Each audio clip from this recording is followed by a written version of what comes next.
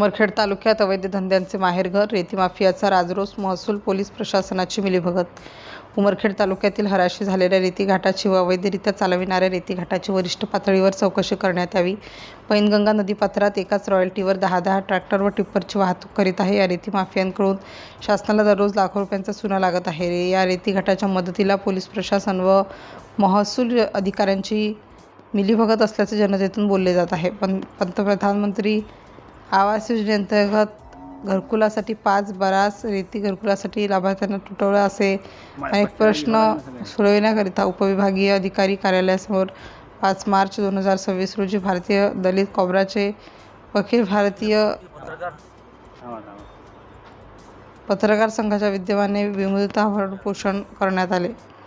अर्जदार राजेश एन खंदारे, फिरोज अहमद नूर खान, प्रवीण इंगळे, बबलू उर्फ मोहम्मद शेख, अविनाश सोनुले, सिद्धोधन दिवेकर.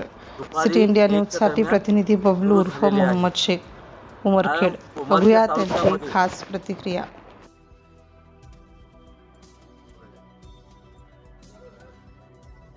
अखिल भारतीय पत्रकार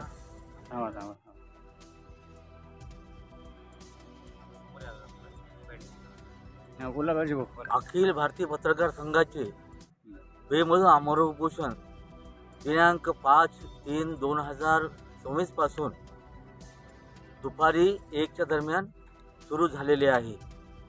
कारण उमरखेड तालुक्यामध्ये रेती माफियाने धुमाकूळ माजलेला आहे. कारण अवैध रेती उपसा फार मोठ्या प्रमाणात होत आहे. शासनाकडून पेंड हरास झालेली आहे, परंतु हे पेंड जाग्यावर ठेवून दुसरीकडूनच उपसा करत आहेत आणि पूर्ण नदी खाली केलेली आहे.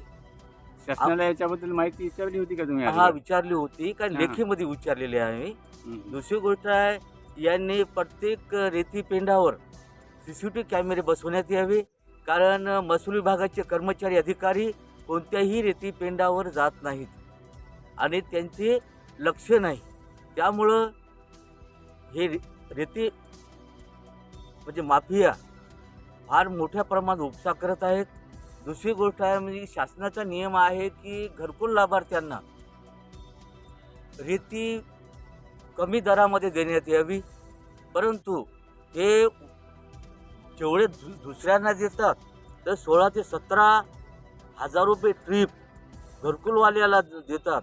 त्यांनी काय घरकुलं बांधायचे आणि त्या घरकुलं कसे राहायचे हे फार गंभीर समस्या आहे.